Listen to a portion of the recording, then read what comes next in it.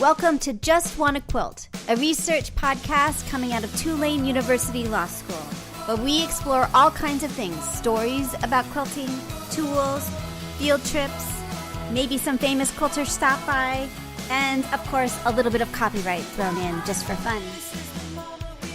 I'm Elizabeth Townsend-Gard. I'm a law professor at Tulane University Law School, and I just wanna quilt.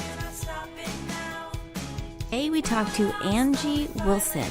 She is the Gnome Angel. We got to her because she has done the most amazing sew-alongs, including the Jen Kingwell Gypsy Wife, which we're doing a sew-along right now. Anyway, we talk. She's amazing. She talks a lot about the business of quilting. She's remarkable. It was so much fun. I hope you enjoy it. My name is Angie Wilson. I am the writer behind GnomeAngel.com, and I am calling from Australia, Canberra, Australia. Very cool. I'm so excited. So I have like 1,000 questions for you. Do you have anything specific you want to make sure that I include on the list, my ridiculous list that we won't get through, but we'll try? No. No. No. There's nothing really. Nothing. Okay. Well, okay. So the first question is, what's your first memory of someone sewing or quilting in your life? My nana used to sew when I was a teenager, shorts. So, but they weren't anything flash. I think I was lucky if I got a pocket in them. But she used to make them, and they were just like 4 panels. And I used to bug her all the time to mix and match the colours on the panels and do a certain fabric in a certain place. And so she was really the first person I remember sewing, but there are photos of my mother and I wearing matching outfits that she sewed when I was like a toddler. I love it. Yeah, but she didn't sew.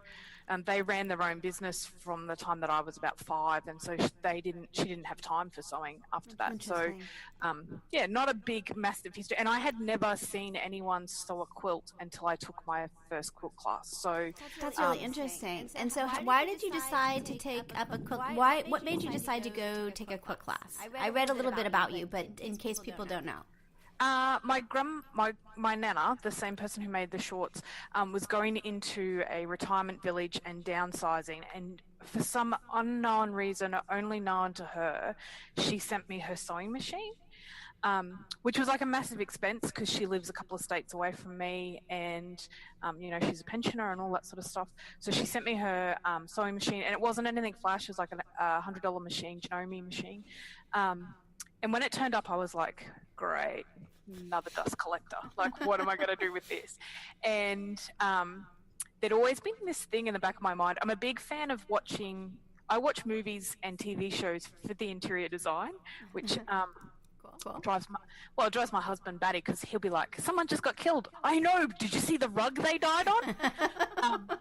So in everything, there were always these like quilts on beds and on couches, and I am a romantic at heart, and so the idea of having something that was passed down from generation to generation, we didn't have that in my family. I'm a very vanilla, white, middle-class family with a mixed heritage background. There's no, we don't have a big Italian family. We're not a big Irish family. We don't have any of that sort of combined history or heritage, so to speak. So that was always something that I really longed for, and I saw in other people's families.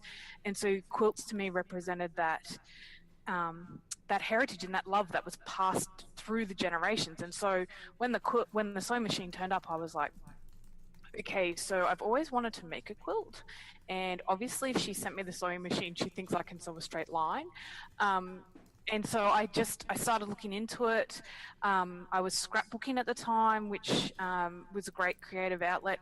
I was going through a really depressive state due to work pressures and things like that. So my therapist at the time suggested taking up a hobby, heaven forbid, to give me something else to focus on. And so it was just like the perfect storm of everything that I had sort of grown up with niggling away at. This looks like something I would like to do, and then having the means for it turn up, and then having other things in my life all pointing towards you need a stress reliever, a circuit breaker.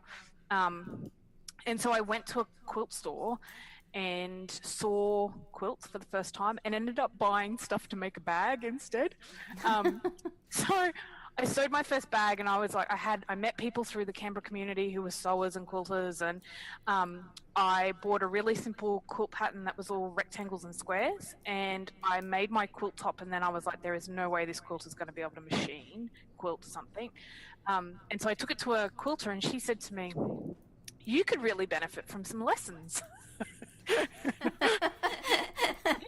Yes, I could. Well, right. And so she recommended I go to a quilt store locally, and I signed up and went, and they sold really traditional, lots of floral, navy, rusty colour reds, heritage green colours, so not contemporary fabrics in the slightest. And I went to my first class with her, and by the end of the class I could see that she was like, you're going to be my problem child. And by the end of the second class, she sat me down and said, maybe sewing's not for you. Really? Yeah. So by the end of the third class... Why did she think that? Because it was bad. I flunked out of home ec at school, to the point where at home economics at school, so home economics in Australia is where they teach you to cook and sew and all that sort of stuff. To the point where my home ec teacher used to make me sit on the balcony or the veranda of our class, and I could paint, because I was really into art, my art class. I could do my painting and everything out there, or go to the art studio and work down there, because she was like, you are never going to sew, and you're likely to sew your finger together. So off you go. So I hadn't improved, and the woman was like it's bad. And I've kept my first blocks from that class, and one day I'm going to frame them and hang them in my studio as a reminder of how far I've come. Really but they cool. were bad. They were like a half inch off. I've got she wanted me to do a flying geese, and all three parts of the flying geese are all off. It's a miracle. Really great. Yeah, it's just, so she was like, I can't do anything for you. You are a lost cause, which is a reflection on her teaching. So I stopped going. It was a 12-week course, and I only did 3 weeks. And so I stopped, and I sucked on my wounds for a while. And then I was like, no, stuff it. I am going to do this. I'm going to. And so I signed up to a class which was recommended to me by someone else who I respected and admired. And that teacher was great. She got me. She knew what I needed to hear.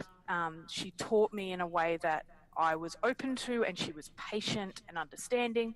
And that was 7 years ago. And basically I haven't stopped since. So, she was such a good teacher. She just she knew that I got colour, and I understood colour and design. What I didn't understand was you can't rush sewing.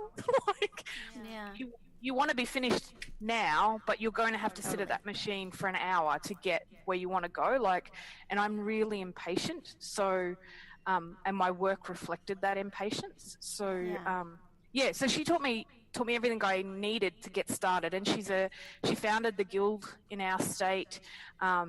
She's been a really big supporter of my work and what I've wanted to do. And I'm pretty sure she thinks I'm crazy for all I've done with it since then. But so it wasn't a smooth transition into sewing. I didn't have a big family history of people supporting sewing. No one else in my family. Oh, hang on. My aunt makes teddy bears, so she sews those. And I have an aunt, a second cousin by marriage who's a quilter as well. So there's a handful of us, but my parents both, they manufacture fishing lures, so things to catch fish with, and they're all handmade. So my dad works with his hands, a woodworker, he paints. My mum has done pottery, so there's a creative undertone in the family. That's really interesting, isn't it? Yeah, it's amazing, really. And they will go, we're not creative, you're really creative, we're not. And I think, dudes, have a look at what you do on a daily basis. And right. That's really interesting. Yeah. So fascinating. So when did you start? You started the Gnome Angel. Was that in the blog? Is this website or blog in 2008? Is that right? 2002. So I moved. 2002. Okay, so let's do a timeline to better understand what's going on. So I moved towns. So I moved from my hometown to the town I live in now in 2002, and when I moved, I was like, I'd always kept a journal, like a written journal. And I was working really long hours and I was working in IT. And someone said to me, you should check out LiveJournal. And it was an online platform. It's like Blogger, online platform where you could write an online journal and connect with other people and share it with people and all that sort of stuff. And I started writing this journal, and it was just a really great way for me to document. I'd moved. I met my husband, my now husband, 3 months after I moved. It was a new town. Like, I had moved from the tropics to a climate that is not tropical. So all of that sort of stuff. And so I started recording it, and I connected with people the world over. Like, it's amazing, isn't it? Right. Yeah. So in 2008, so that was 2002, and I'd like to point out here that I started on LiveJournal at the same time Mark Zuckerberg started, and how different our lives have gone. So in 2008, I had an incident where I had an online stalker. Which makes me sound more exciting than I am. But yeah, I was really mouthy. I have a lot of strong political opinions, and I had baited a guy, unknowingly, in America by expressing these opinions, and he took a shine to me and basically stalked me across the internet. Wherever I went, he turned up. So I shut down my LiveJournal account for a few months, but I really missed the writing and I missed the connection. And I found, for me, I deal with things by writing them down and working through them. So in 2008, I registered my domain name and I took out a hosting package, and the rest they say is history. So I've been on WordPress, self-hosted on WordPress for 10 years now. The blog started on WordPress really as a journal about what I was doing. It was a place where I shared recipes, what was happening in our lives. In 2000 it would have been around 2008, I think. We started on IVF, and so it became a place where I documented our trials and tribulations with IVF. And this is how the universe is such a beautiful and wonderful, complex web. When I took my, I'd been doing IVF for about 6 years, and I took my beginner's class for quilting the month that we started at what was to be our last IVF cycle. We had done 6 at that stage, and we were like, this one doesn't work, we're out. You know, we're going to move to Canada, we're going to have a different life, a good life, but you know, we tried and it didn't work. And so I took the beginner's quilt class because I was like, what's one more thing on my plate? And I got pregnant during that class, and our son, who is now 6, was born. And that quilt that I made in that quilt class was his baby quilt, and all those sorts of things. So the blog gave me like goosebumps. That's like so amazing, right? Yeah, quilting saved my life in so many ways. But so once we got pregnant, I was like, I don't want to be one of those mothers that shares everything about their child. Not because I think that's a bad thing or anything like that, but I was really protective. Because of the stalking thing?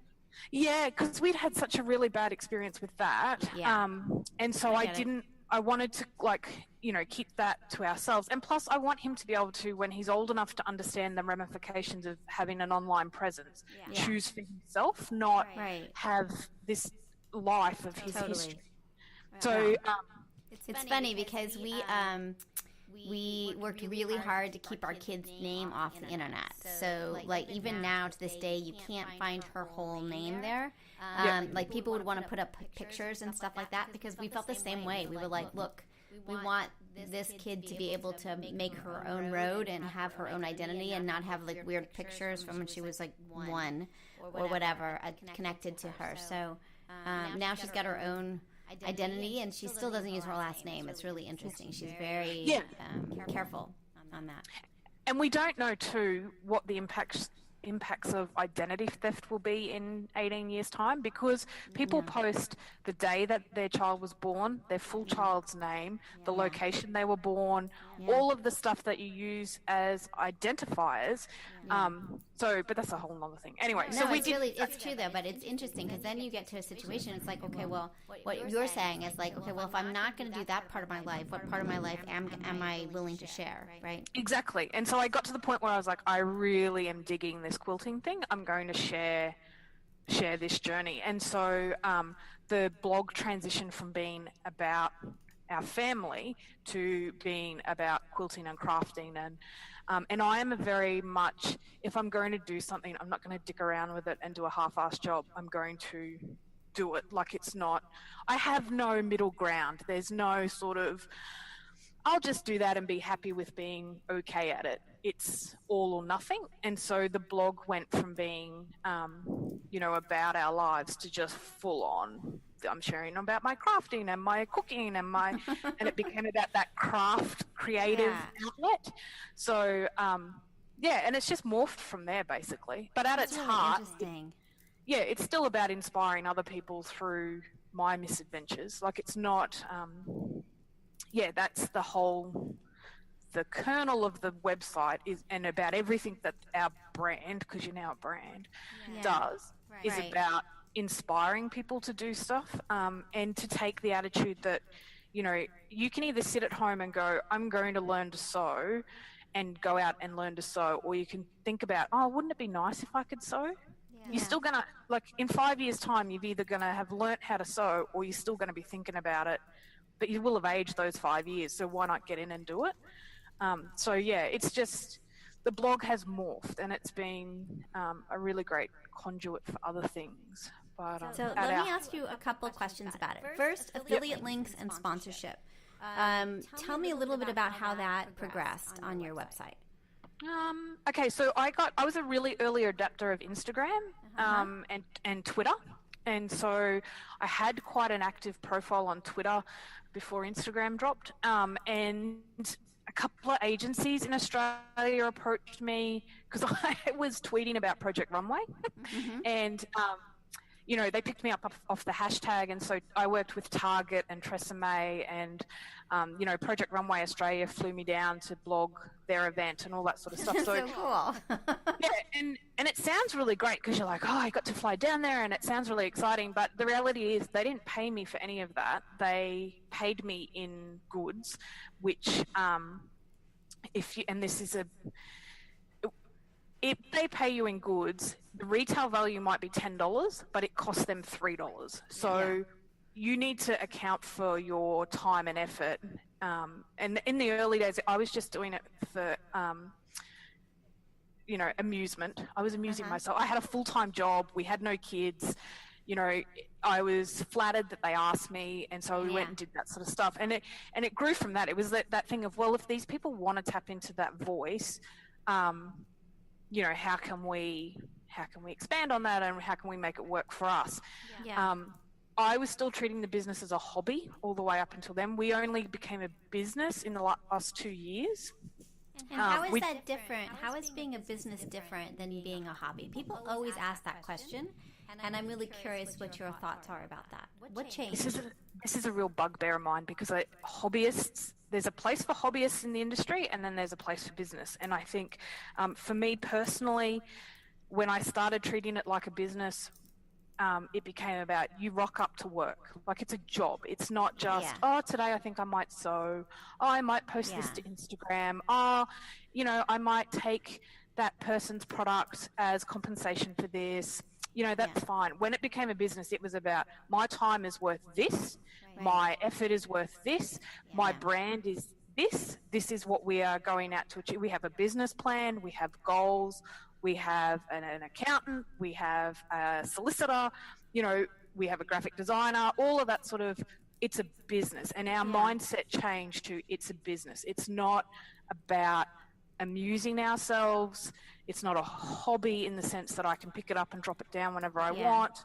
You turn up every day to work. And while I love this job and I wouldn't want to do any other job in the world, it's work. Like, I have to turn up on the days I'm sick. I have to turn up on the days I don't feel like sewing. I have to turn up on the days at 4 a.m. in the morning to do a couple of hours work because I know I've got a school commitment to take my son to do something in the middle of the day.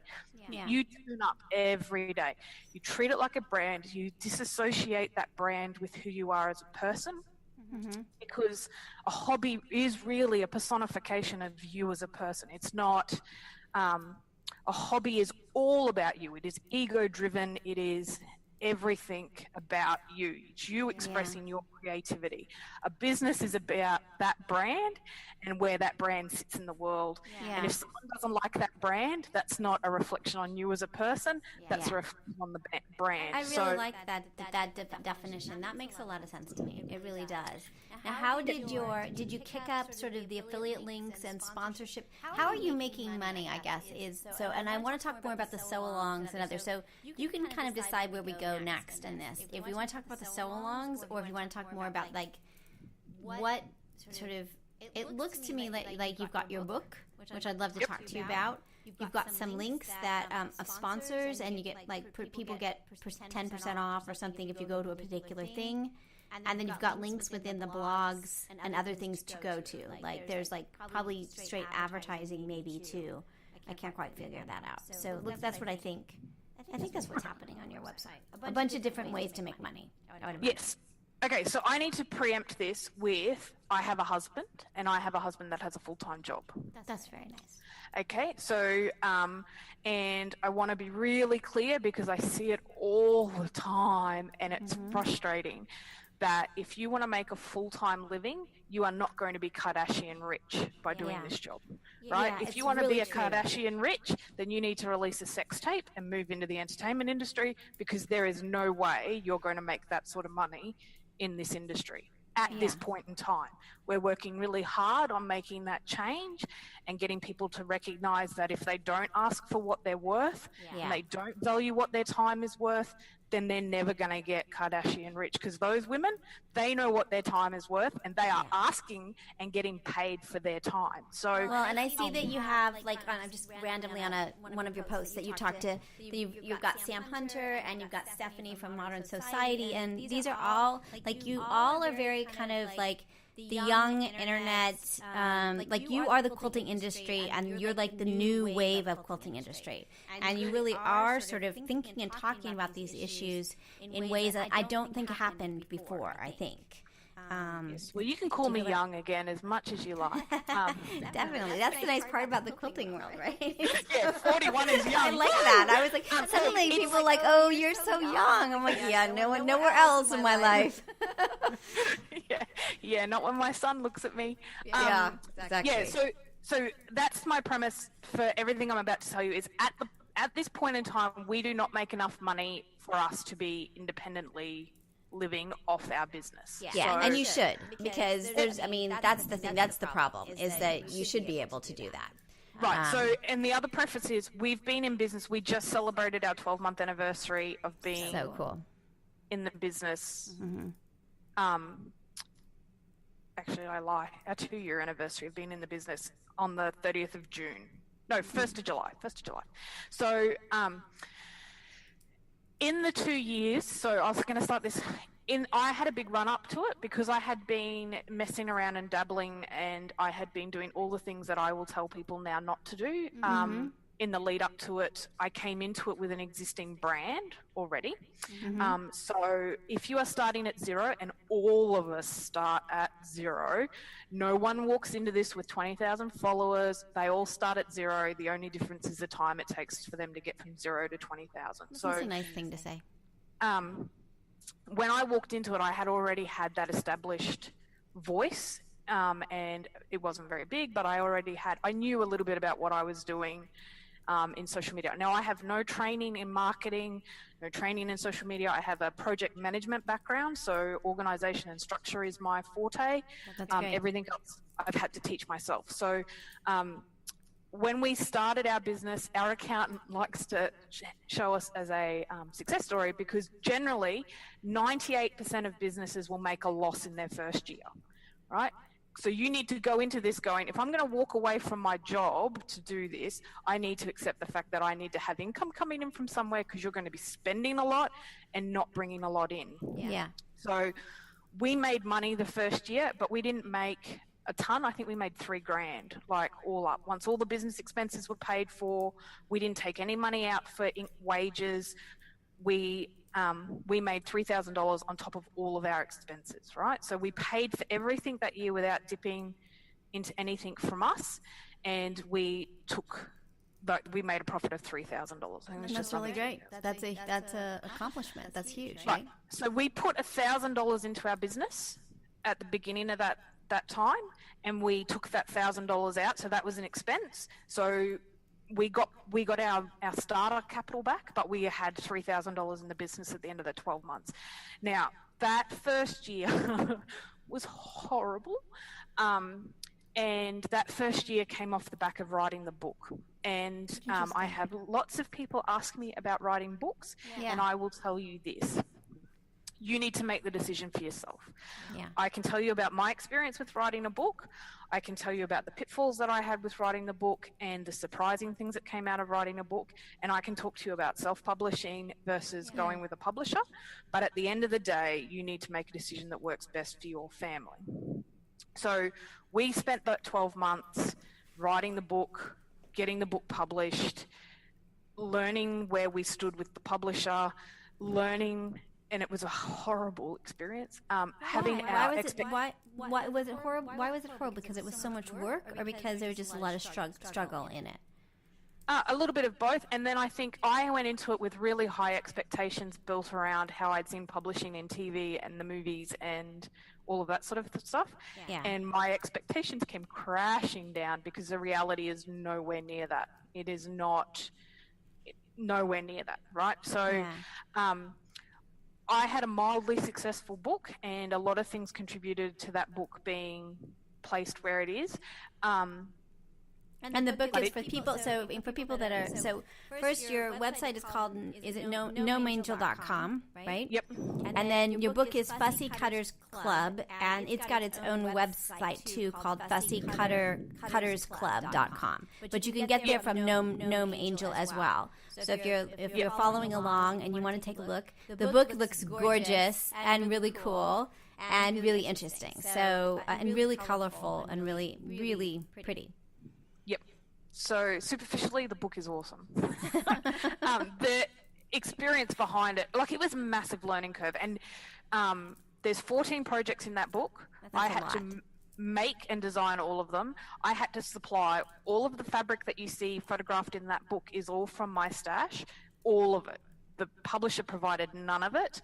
I had to send over duplicates of tools and notions and supplies that I used, because the publisher supplied very little of that. So half my sewing room went to the US for 5 months. Oh my goodness. You don't get paid up front. You can ask to be paid up front, but these days they won't do it because the market's so tight. We don't see any money until the first quarter after it's released. Successful books in the quilting industry sell under 10,000 copies in a year. So don't go into it thinking you're going to be the next J.K. Rowling of creative books. I wish to God that you were, and I'm hoping one day somebody is, but that's not the state of this market at the moment. It's a depressed market.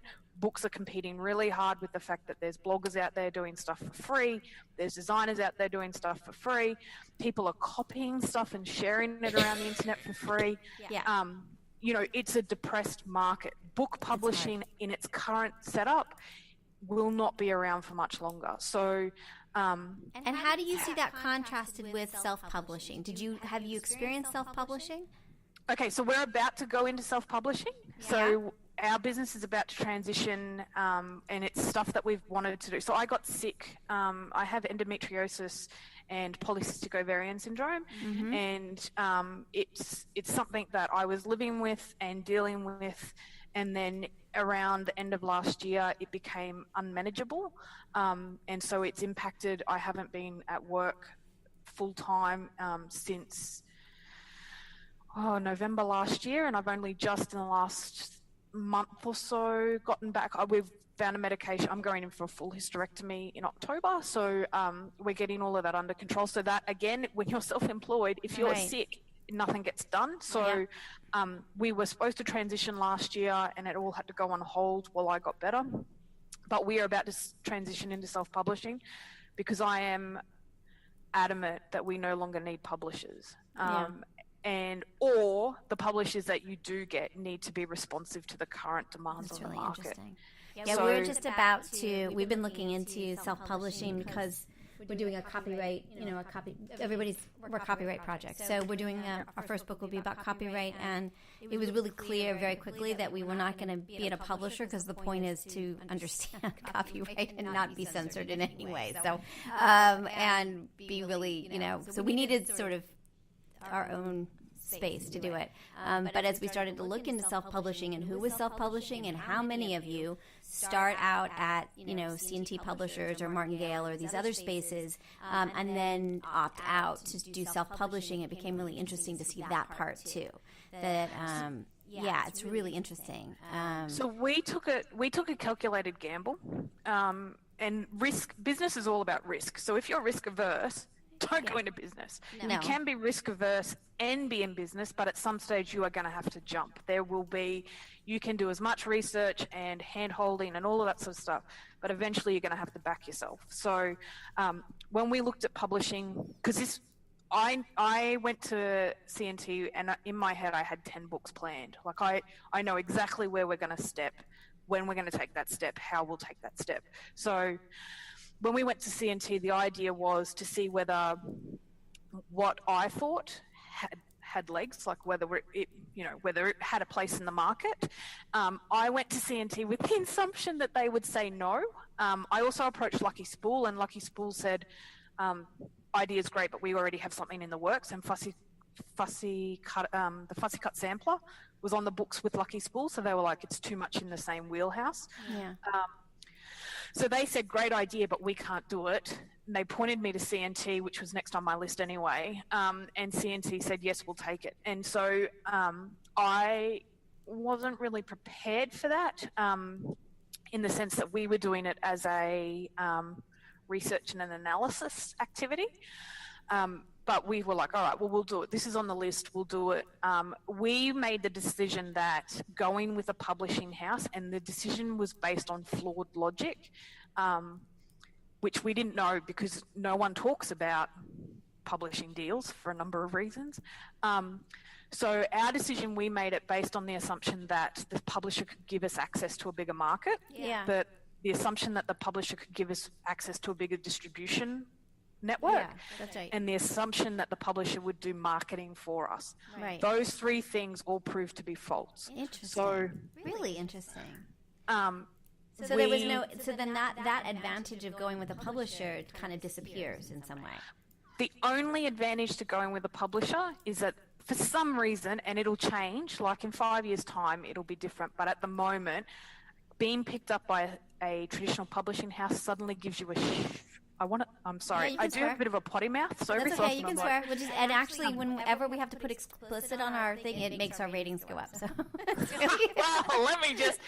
So we went. So for some reason in the industry, if you go with a standard publishing house, like if a traditional publishing house picks you up, for some reason, it suddenly provides you with a shit ton of credibility that you never had before. Yeah, I mean, that's true in so many. Right. Yeah. Exactly. I mean, that happens in every industry. I have some assumptions about why that is, but that occurs. And people suddenly go, oh, if they want you, you must have something. Totally. But it's not true. All the risk is on you. The publisher doesn't do anything until they decide to print that book. So you can submit everything for that book and the publisher can go, yeah, thanks. No, it's not going to work in the current market. Yeah. So the publisher takes a calculated risk on whether they can sell what they need to sell to get their money back that it costs them to do. And they only do the tech editing and the editing and the graphic design. They don't source your fabrics for you. They don't source your materials. They don't send anyone around to make it for you. You pay to ship everything to them. So they have no risk until they decide to print it, right? So which we didn't fully understand when we went into it. So, and then once they've printed it, you rely on their marketing house to hopefully market your book. Now, there is a team. The teams aren't very big. A lot of the people at publishers are doing more than one role. They're wearing more than one hat. They don't understand the market that is your niche, because it's your niche and you've been in it, dabbling in it for so long. You should understand your market better than anybody else. Mm-hmm. They have 17 other books that are coming out at the same time as yours that they need to promote. They are not going to love your project the way you love it, and they're not going to champion it the way you want it championed. They'll champion it the way their business needs to do it to make business. And because you've got a social, if you've got a social network that you've established, you've got your own marketing channels in some way, because you've already got an audience that knows you and all that. And they sign you based on the calculations around your current social media worth, right? Yeah. So they know when they go into it, they're not signing people, or very rarely do they sign people who don't have a big audience on one platform, at least one platform. So all the risk is on you, it's not on them. And then at the end of it, you need to rely on them and their distribution network to get your book in shops. And it's so interesting. It's not workable for you as the artist. Yeah. It's not. You get, if you go to Quilt Market, and this just as a side note, Quilt Market is for the business, not for socializing. If you want to socialize and you're a hobbyist, go to QuiltCon. Quilt Market is about being in business. If you go to Quilt Market and you're smart about what you do at Quilt Market, you can make your own distribution contacts that outweigh what the publisher has. In what way? You mean by doing what? By having a booth and having the shops coming to you? No, you don't need to spend any money other than to get your ass there and book accommodation so you've got somewhere to kip for the 3 hours that you'll get to sleep. Yeah. No, you go there. There's printers there. There's distribution hubs there. There's fulfillment centers there. You need to get out and talk to people. There's shop owners there. There's fabric companies there that'll happily team up with you to promote your book and their fabric line. There's opportunity walking around that floor really everywhere if you want to get out and get it. So, that's really interesting. Checkers, distributors will distribute your book for you. If you can send it to them, they'll send it out, and their network is as big as a publishing house, if not bigger. That's really interesting. There's heaps of fulfillment centers. Amazon now does print to order, so they will fulfill it. Right. There's heaps of stuff out there. And I know that at the beginning I said we've got nothing to promote, but we're about to kick off a series on, so I write a blog called craftyourblog.com, and it's been languishing at the back because it hasn't been able to get the attention that it deserves. But we're about to relaunch it. The graphic designer is working on our stuff right now, and we will cover how to self-publish. That's because so great. We want to share what we do. That's so great. That's really cool. Well, we should keep chatting because my research assistant and I have been talking about that and thinking through it. And for our purposes, we're every time we do a project, we're trying to do a small white paper that we'll put on our website so that other people can benefit from what we're learning and the legal side of it. So for us, the practical is super important, but also sort of the underlying legal issues that might arise, like copyright and trademark. So this will be the first time we publish, and we're publishing the book for next year's 100 Days event. Oh, cool. So we are no longer going to sell someone else's book. We're going to sell our own. That's good. So this will be really our first foray into self-publishing, and we will talk about why we made the decisions and what the pitfalls have been and all of that sort of stuff. So that's great. I would love to follow along with your progress. That's pretty interesting. And would love for you to come. We're not ending, but I would love for you to come back on. We're not even ending. You're so not allowed to go yet. But I would love to follow your progress. And we have people come on multiple times as they kind of do stuff. So it would be great to sort of follow what you do and understand more what you're experiencing. It would be so great. Yep. So to get back to the original thing, our first year was very much book centric. We did everything about getting that book to market. And then we assumed when it got to market, we would go to the publisher. It's at market. It's your job now. Right. And the publisher went, it's at market. You have to go promote it. Yeah. And so they're not, because I was sick, we haven't been able to do a lot of the stuff we had planned and all that sort of thing. So it's been interesting to I've not actively promoted it. I mention it, it's on the website, every so often I'll hold it up and go, here it is, but we haven't done any of the stuff that we had planned for it. So it's been interesting to see because it's the lack of promotion is so obvious when you're not promoting it. Interesting. So that's been really interesting, and we've done things around that. And I need to preface this with CNT have been really great. They are a business in their own right. We went into it really naively thinking that our business would become a focus for CNT in some ways. And we lost track of the number one rule in business is that each business needs to make money so it can stay afloat. Yeah. So their business is not about promoting your business or furthering your business cause. Their business is definitely about making money for them. Yep. Yeah, that's a really good thing to mention, because that's really important. It's hard to understand. Like, people think like, well, once you get the contract, you get the job. Like, look, I got the job, and it's like, no, that's just the beginning. Like, you're making money for CNT. CNT have basically bet on you to make them more money. Yeah. So, which is, and that's I'm not. On a personal level, I don't resent CNT. I don't harbour any negative feelings about that relationship or anything like that. There is certainly a level of frustration around it, but it's because we're all trying to work to better our businesses. Yeah. I'm in Australia and I couldn't even get copies of my book in my own country, and that's really frustrating. That is frustrating. That's very frustrating. There's things around it that I go, they're an old school publishing house who are struggling to find their feet in a changing world, a rapidly changing world. Super and so, I am grateful for the experience. I'm grateful for everything they taught me. I'm grateful for the personal lessons that I had during that experience. Do I see myself continuing with CNT? Probably not. Which will be news to CNT. I feel like I'm Matt Damon breaking up with Minnie Driver on Oprah. No, but it's that, we are moving in a different direction, and CNT can't keep up with what we need to do. So, it was a valuable lesson. Would I recommend people publishing through CNT? If you've weighed up and you've got everything and you've made your list, your pros and your cons, and it works for your business, go with it. You'll get supported. They're great people. They love what they're doing. They're doing the best they can, fighting some massive big constrictions that are holding them back. And so, you need to make the decision that's best for your business. So our first year in business was very much about the book. Our first year in business, I still had a 4-year-old. So this is the other thing that I always caveat at the discussions about how we structure things with. I have no family here. My husband has no family here. Yeah. We have no friends that have kids at our age. Yeah. We have... we get that. We had that totally. We totally had that situation. But when we lived in London and also Seattle and then New Orleans, like we went to 3 different cities where it was just us and our teeny tiny kid. It was like people don't understand how different that is when it's just you and your husband and this little creature that needs you all the time.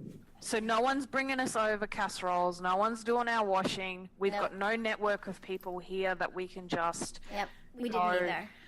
So we have a really tight group of friends, but we don't have... we go for quality over quantity with our friends. So we have... but they've got their own businesses. They didn't choose to have a kid. We did. So it's not that we can go to them, hey, here, can you mind our child so we can go off and do this? We're really respectful of our friends' time and energy because we want them to be respectful of ours. So, it's not like we don't have a babysitter, we don't have a house cleaner, we don't have a cook, we don't have any of that stuff. So, there is a time constraint on what you can do. And my priority is my son and my husband, and that then is probably my family and then my business. There's a hierarchy of needs that had to be addressed. So he was at home all the time. We didn't send him to daycare.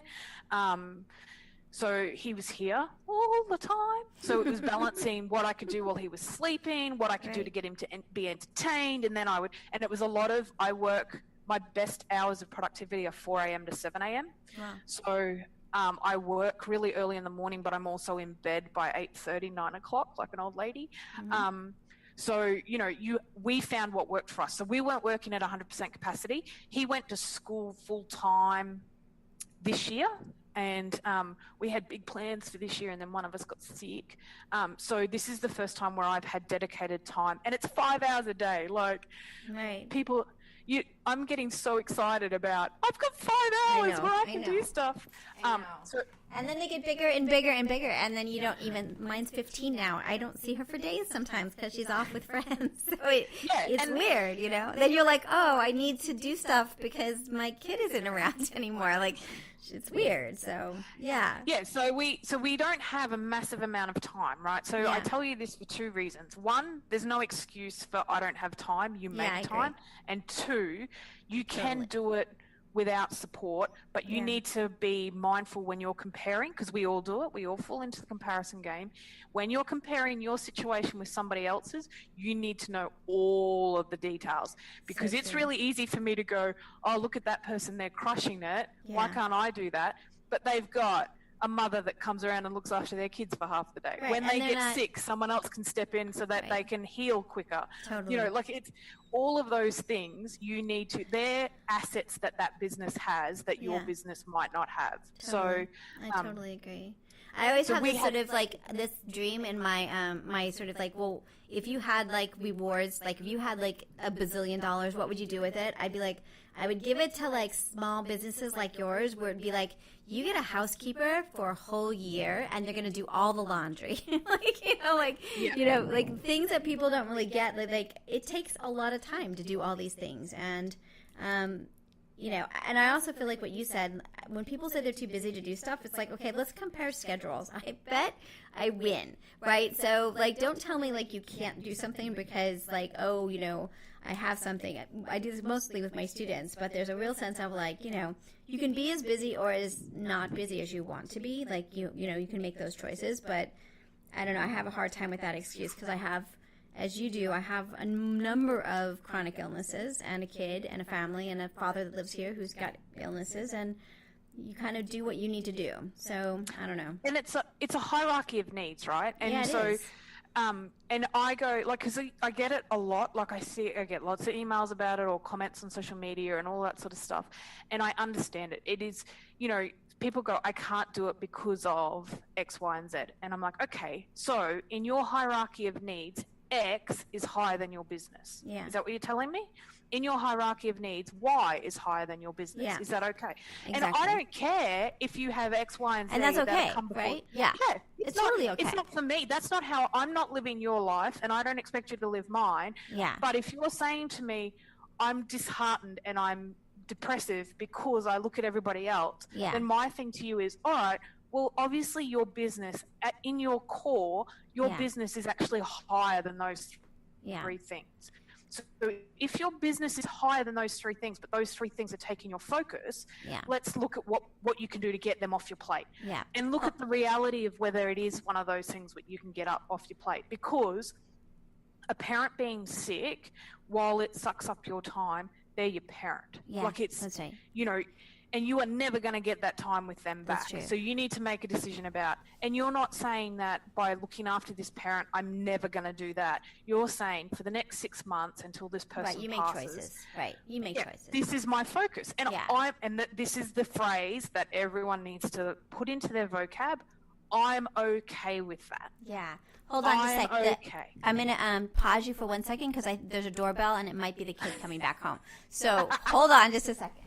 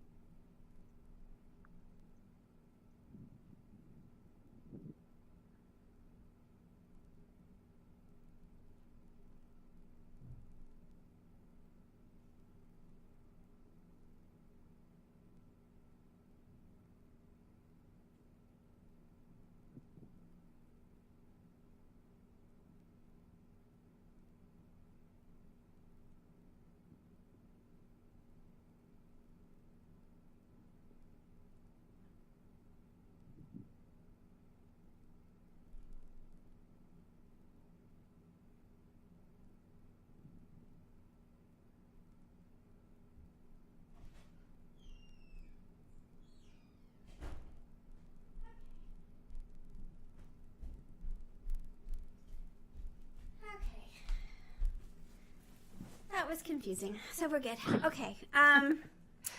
Yes. So first year, all Yeah. about the book. Yeah. So Second year? So second year, more about the book, but mostly about illness. So, but for our first year, here's where we were doing income for our first year. Okay. We had sponsorship for the blog, so I was charging a set rate for sidebar advertising and promotion through the blog. Cool. We had affiliate links, so Amazon, AWin, Share Sale, all of those. Right. And I was teaching, so we had a small income coming in from teaching, and I think that's it. Teaching, yeah. So we didn't have any patterns. Magazines, commission work, magazine work, and I had at that stage I had been writing the back page column for Love Patchwork and Quilting for 12 months, so we had that income. So magazine writing, magazine contributions. Affiliate sales, teaching, and sponsorship. Interesting. Right, so we made enough money in that year to pay for me to go to. It cost me $10,000 to go to Houston. Wow. The blog paid for all of that. It Amazing. paid for fabric. It paid for tools and supplies. It paid for advertising for us. It paid for graphic designers for us. It paid for everything that was in my business as a business expense. It paid for that, except it didn't pay a wage. So for the last two years, I've had no income for me at all, right? So everything we make goes back into the business because we are in a growth set and we are investing in that business, so everything goes back. So, and I need to clarify too, fabric purchasing was for the business. It wasn't for, I really like that, I might use that one day. It was for the business needs this because we've got this pattern coming out. That's what it needs. So I don't do... That's really interesting. Yeah. So that's really interesting. So what are you doing with your, then you figured out something to invent and you're doing a patent as well? So in the second year, we had moved to a point where we were going to release a pattern line, and it got swallowed up. We started down that line of doing it, and we haven't. There were other priorities that came through. We were looking, I guess the best thing to say is we had a year where we were sponsorship, affiliate links, all of that sort of stuff. We consolidated for another year while I was sick. We focused on Instagram and our email list. So we grew, and in a short nutshell, email's where it's at. So if you're not growing your email list, you're missing out. Go grow your email list. So we focused on our email list and Instagram. And we had a concept where we were going to, and this will touch back into the other thing you want to talk about, we were going to use sew-alongs as a way of making money for the business. Yeah. How did that go? Because you do a ton of those, right? Yep. So last year we did more than we've ever done, and it sucked. And I didn't deliver in any way that I wanted to deliver. I didn't finish a couple of the quilts that were that we ran events for. We used last year as a massive sandbox for what would work and what wouldn't, and we floated a couple of ideas and all of that sort of stuff, which you've got to do. You have to, if you are not in the fail mindset, then business is not for you, because you have to fail. Like, you have to go out there and make mistakes to make money. Like, there's no softly or anything like that. You both feet in, you are going to screw up, and you need to learn how to deal with failure and how to not be crippled by failure. So last year we ran a number of events, and one of them was the Gypsy Wife, which I know you guys are doing now. Doing that. Yes. That was, How did that go? And Gypsy Wife was great because I finished that quilt and it was a quilt I wanted to make, so I was really happy about that. But we did things like we did co-hosts, which we'll never do again. We did quilts that I didn't want to make. We'll never do that again. We did projects that were the same block again and again and again. We're never going to do that again. So we did a lot of stuff that we will never do again, but we had to do it to see whether the business model for it worked or not. Yeah, interesting. you are only one person, and as we've already gone to in depth, my time is limited. Yes. So, right. And I appreciate the time tonight. It's so hugely, hugely appreciated. That's right. So we did stuff where I ran an event where I didn't make any of the blocks, and it failed. Interesting. So we did stuff where it failed because why? Why do you think it failed? Why does you making them matter in terms of the sew-alongs? Because people are following you for your content. Got it. Right? So they want to see your work. So this is where most of us struggle with the delineation between brand and person. Yeah. They want a person to connect with, and you're running it like it's a brand. Right. You have to give them a person. They don't connect with the brand. Like, I don't have fond thoughts about Nike, but I have fond thoughts about Christy from Quiet Play. Got it. In a purely heterosexual life partner kind of way, but you know what I mean? Like, I'm connected to her business, seeing it succeed. I'm connected to Sam Hunter's business and seeing it succeed. I'm connected to Alison Glass's business and seeing it succeed, because there's some person fronting that business, and I've connected to that persona. So people want to see your quilt blocks, basically. And that's great, and it's, you know, it's really validating and it's lovely, but it doesn't work from a point of view of you know, I can't do everything. Yeah, no, you can't. You really can't. I mean, that's what's so interesting about it, right? There's only so much time. And you're doing all your social media yourself as well still, or do you have someone that's helping? No, we don't have anyone. You know? We don't have anyone. We have a graphic designer who we use for stuff that's coming up. We don't, not for anything that's out there currently. Yeah. We, because I come from a family where they were small business owners, I knew the importance of having a brand label, like a logo, a good quality logo. And we've had that Gnome logo now for 15 years. Amazing. So, you know, I had the logo very early on because I wanted that brand. So, you know, all of that, we invested the money in branding our business. And so there's no one else in it but me, and my husband's about to come on board with it, but he has a full-time job, obviously, so he's going to be able to, because I can't handle the volume now. We're at that point where the volume is so massive. So we did, this year we've also trialed having someone else make the blocks, which I know this is spilling secrets, but there's a lot of people out there that are running businesses where they outsource their sewing. Yeah. Which is great. It works for their business model, and I'm envious of that. So we've done it. We started off doing it this year where we were like, well, we'll just say the brand made it. Like, we for all intents and purposes, it will look like it came from my desk, but we will get away with it by saying that the brand made it. And I had a really ethical problem with doing that. The person that we were working with didn't have a problem. They were getting paid, so it was like someone rocking up to work and they were making something for this person, and then it was going, and so they didn't have a problem with it, but I had a real problem with it because I felt like it was misleading to say, regardless of whether the brand is me, the brand is my persona or a persona. So people assumed that I made it, and I wasn't comfortable with that, and I felt that for my brand it was misleading.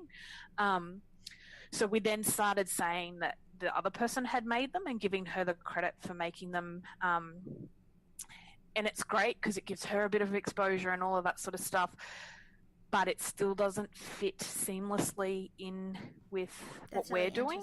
Yeah, that's really interesting. So, yeah, this is all, like, we've been doing sew-alongs now for like 5 years or something stupid. Yeah. We've only been trying to make money off them for the last 2. They originally arose, and they still do at their heart. They're all about getting people involved, because the more people that are sewing, the longer my craft will live. And so I want people to fall in love with it the way that I have fallen in love with it, and fall in love with the community the way that I have. And so that is our focus. And so now we've come to let me ask you a couple questions in terms of the sew-alongs. First of all, we're doing the Gypsy Wife Sew Along as an experiment to experience what sew alongs are. So that's been really interesting, and there's been a lot of interesting and weird things that come up. But on the economic side of it, what is driving you? I mean, I understand when you make your book and that people have to buy you a book. Is it the book sales that are driving the sew alongs? Is that the income? And then the affiliate links and the getting people to your site because they're at the sew along? Is that the goal with the sew alongs on the economic side? On the economic side of sew alongs, what we do is we partner with brands to deliver the sew along. So we partnered with Jenkingwell and Amity Textiles to deliver Gypsy Wife. They paid a fee. Paper Pieces have paid a fee. Sue Daly paid a fee. They pay a fee for us to promote and do their sew along, and in that fee they get a range of resources and things for their money. So and so we charge a fee for that. We then charge a fee if sponsors, because sponsors basically want to be involved because it gets their following up. So we charge a fee, and it's not massive. We're charging at the moment $60 Australian, which is less than $50 US, for a sponsor to have a major sponsor position with an event, right? So for 100 days, all of the major sponsors, and they're sponsoring the groups of 10 blocks, they paid Aussie $60 to get that spot, right? That's really interesting. So we give priority to the brands that have sponsored the blog. So if they've bought an advertising package on the blog, they get priority, and they don't have to pay to be involved in the events. They've already paid an upfront fee to get involved in everything. And then we do affiliate linking through the blog posts and stuff like that, and we get affiliate sales from selling, like if people buy the books or and I take a very hard line approach to affiliate sales, right? Because I don't think anyone should go into debt to do their hobby. I'm not going to push anything on you that you must buy. You choose to buy the book to be involved in the event, and then you choose the depth that you spend to be involved. So and that's my thing with all of our events. The only thing that they need to buy is the pattern. We try and offer it. The only one we haven't done that for is the Round We Go one. They needed to buy the block of the month because that was the pattern. Got it. So there was no book, so the block of the month became the equivalent of buying the book to participate. So and then we go to people. We will show you everything that you could possibly need to do this event. You choose whether you need it or not. I'm not going to offer you credit facilities to buy it. I'm not going to offer you stuff that we don't use and I don't use and recommend at the time of us writing that, because obviously things evolve. We will only sell or promote stuff that we believe benefits you as the hobbyist. So we have some really stringent perimeters around who we get into bed with. Yeah. So and then we make money off it that way. And like people go, oh, you're making money. We're not making enough to cover my time. Like the hours involved in running a sew along are massive. Like it's not. No. It's that's another thing that we've experimented with. So we have 2 people working on the sew along, and the amount of time and energy is a lot. I mean, it's a lot. It's a lot. It's interesting to watch because we're cataloging the numbers, the hours. So I run a really organized event, and I make no apologies for that. I want people to come to me and know that they're going to get a structured event, they're going to get support when they need it, they're going to get a quality product, and they will make a quilt they love at the end of it, or hopefully learn lessons while making that quilt. So we don't, and that was why last year was really difficult for me, is because we didn't deliver on some of them. Some of them we wrapped them up early because we just didn't have the take-up rate. Some of them I didn't finish the quilts because of health reasons and things like that. So those things really I struggled with last year because I wanted to make sure that they were important. So we've restructured how we will run events going forward. We will have one flagship event a year, and that is the 100 days, 100 blocks. That's our event. And we have over 1,000 people participating in that event this year. Wow. So I was going to ask how many. That's amazing. that's where we're going to concentrate our time. We are no longer taking sponsorship for the blog. So sidebar advertising as of February 2019 will no longer exist. So you can't purchase any more sponsorship with us for sidebar advertising. We're shutting that down. Why? It's because our business has progressed past it. It worked for a while. I can't deliver what I need. Businesses require, but it got to the point where sponsors were wanting my business advice, not my sidebar advertising. Interesting. So, and so the hand-holding became a lot more involved with advertisers than just submitting their graphic and adding it on the blog, and that was it. We were doing a lot of correspondence back about, I want to do this. Do you think that would be good? I want to do this. Do you think, well, if you were doing this, what would you do? And so we were moving more into that coaching space for businesses, and we hadn't factored that into our cost model. That's really interesting. Now, tell me a little bit about office hours. What are office hours? Because you have that on your office hours. Is that for people who are in the quilt-along? No, office hours is when you're going to get me. So I have very set hours for... Yeah, I have a different conception of what office hours are. So I was like, oh, okay. So that's when your business is open. Is that what you're saying? Basically, yes. Yeah, okay. So they're our public business hours. Got it. That's when I'm in the office and I'm available to be contacted. Got it. We work outside of those office hours. Yes. And I try and manage people's expectations about when they will get a response from me. And, we try and automate some of the stuff. We've been really crap at it. We're going to get better at it. It's hard. Because I really struggle with doing cut and paste responses. Yeah. And that's not scalable. So scaling's becoming a real issue in our business at the moment. Mm-hmm. How do we keep up with the contacts and all that sort of stuff? Yeah. For example, 100 days, 100 blocks. In the lead up to that kicking off this year, we were getting over 150 emails a day. Oh my gosh! And that's it's stuff that's that's already covered. Like, go read the frequently asked questions. But I couldn't. I set up an automated response saying, this is where you find the information. Yeah. If the answer is in that information, I'm not going to respond to your email. Yeah. Right? To save you time and save me time. Yeah. But I still respond to the emails because I feel like that person took the time to email me. I can't just leave it at nothing. Now, what about, okay, so we're starting to get we're teeny tiny still, totally, because we're just experimenting with all this. But even that, the social media is kind of overwhelming. How much time do you spend on social media in terms of engaging and responding, or are you at a point where you don't feel like you have to do that as much? No, I feel like I always have to do that, and I think it's a core part of our business is that personability of our brand. I agree. I struggle because Instagram was my jam, man. It was where I went to hang out.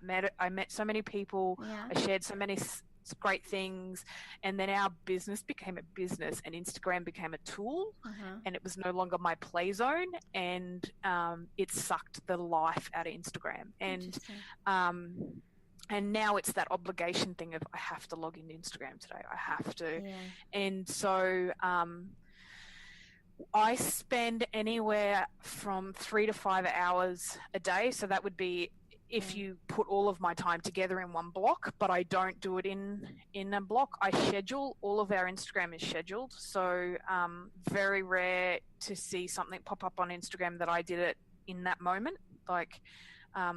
So we are different. Again, it's a business. It's not our hobby. And it's our business tool. It's not a play thing. So we schedule stuff.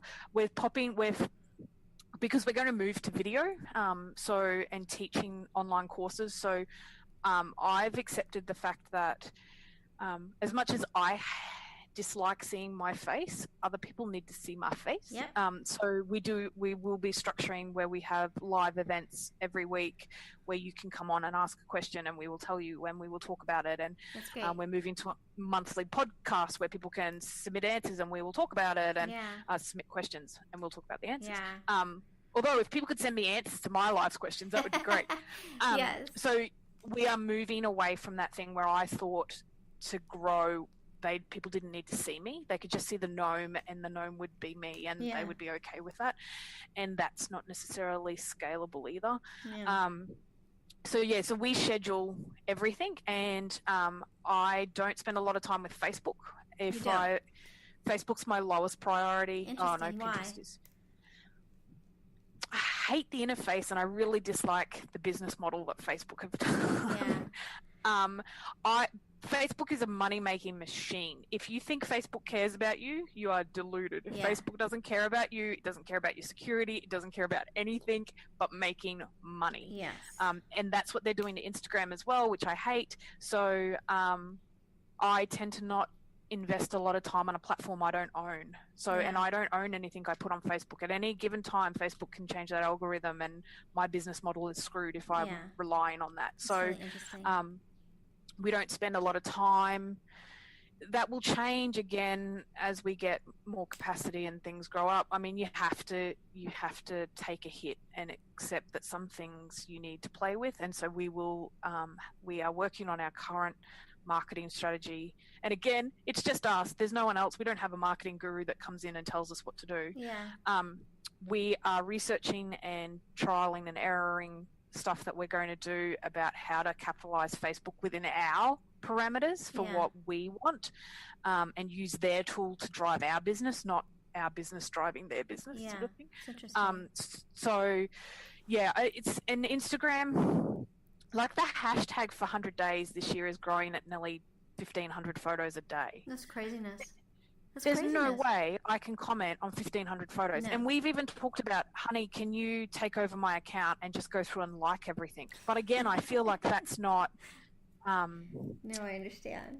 It's you know what I mean? Like, it's just... Because I want to be involved. Like, I want to be out there. And the biggest buzz to me is when I get to go and see people's blocks and what they've done and how they're learning and growing and connecting with each other. And that's where I get... excited and inspired, and the motivation to get up at 4 a.m. in the morning is from seeing that. Yeah. And so I feel like if I can't connect with that on an and I hate this word, on an authentic level. Yeah, no, I think it's true. I mean, I think we live in an authentic world. I think that's what's so interesting about the world that we live in that's very unique to our time, which is people want the chaos of reality of what we are, in a way that wasn't true even 10 years ago, which is really interesting. I like that. And I struggle with that because I would like, for the brand, I don't think it's about me. And it's been an argument that we've been having for a long time. And I wanted that brand to be very slick and polished, and there's a certain level of coldness that comes from having a brand, every photo styled and every... Yeah, it's gorgeous. I mean, your website is gorgeous, I mean, I have to say, and your work is amazing. It's just so pretty. And again, we don't have anyone doing it. It's well, it's beautiful. You know, I mean, it really is. It's gorgeous. So, but I think that's off-putting too, because people make assumptions based on those images, and people assume we've got a big team behind us, and people assume that we've got those floorboards in our house, and they're not. It's a vinyl backdrop. People assume that we're living in some McMansion somewhere, and that's not the case. We are struggling 9 to 5 like everybody else. I haven't been in our garden to do any sort of gardening in it since we moved into this house 5 years ago. You know, we've got a 1980s bathroom where the tiles are coming off the wall. You know, it's not... But that wasn't what I wanted to put out. In my space where I could control it, I wanted those images to be perfect. And I think that perfectionism has held us back, because I haven't put my overweight mug in front of the camera because I've been like, I'm not worthy to be... Okay, I have to tell you that one of my favorite parts of your space is your the little video at the bottom of your thing on this Survivor thing. Oh, yeah. It's great. See, and that's the thing. We get such good feedback about when we do that stuff. But it's because I can't do it at the production value that I want. Yeah. So we've been struggling with that, and I've just had to overcome it. And so our business plan going forward for the next 12 months reflects that change of attitude. And it's going to be a struggle. It is going to be such a big struggle for me on a personal level, but that's what we want to do. So and I think too, you know, I was talking to Sam about it a week ago now.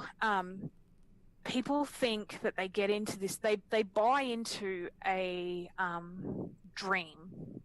And that's how commerce works. I mean, you're selling them the ideals, and that's how advertising works, is they want to buy something because they want the feeling that that image gives them. And that's great if you have no heart.